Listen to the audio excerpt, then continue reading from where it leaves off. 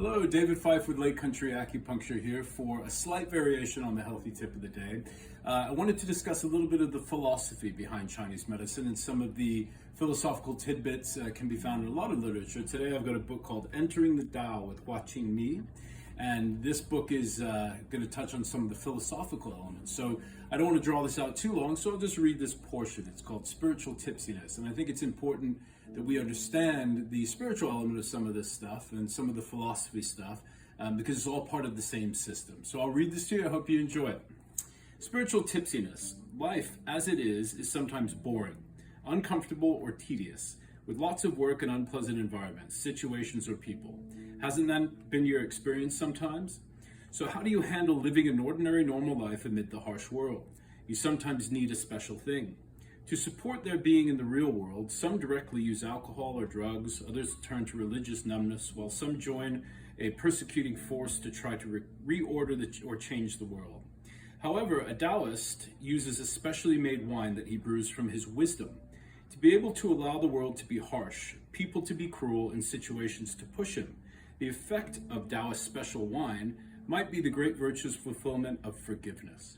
He forgives the trouble, forgives the world, and forgives any people who wrong or mistreat him. Taoists do not call it forgiveness, however. Calling it forgiveness is a dualistic level and also makes one's ego too big. It puts the other people lower than you so that they need you to forgive their error. It might be called a Taoist self-made tipsiness. This tipsiness and blurry vision keeps him from seeing the mistakes of others and the harm or loss to himself. He does not know how others have wronged him or how they have mistreated him. It is not that he does not see into it, he simply decides that he does not care about the small losses. He knows, but he does not care. There is something much more interesting going on, and he can afford to take the loss anyway because he has built up his strength. He is such a wise and kind dummy. He does not push hostility to the extreme. However, in practical life, some people feel pain or agony because they are too serious about every small thing. Sometimes a person cannot be too critical or too clear about the details. The application of clarity or clear mind still requires a person's better management to know the right circumstance in which to apply it.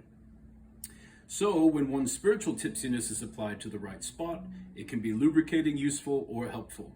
At least it can make one's legs stronger. A person can stand stronger with it. All of this is to say that when you give people an easier time, it is also giving yourself an easier time. So I like touching on the philosophy elements of it because it helps us to understand the world a bit better, and it also gives us some great tips as far as how to handle stress and how to handle the stresses of the world. So a slight variation from the usual healthy tips, but we'll have a varied display of tips coming to you from Lake Country Acupuncture. This is David Fife signing off for today.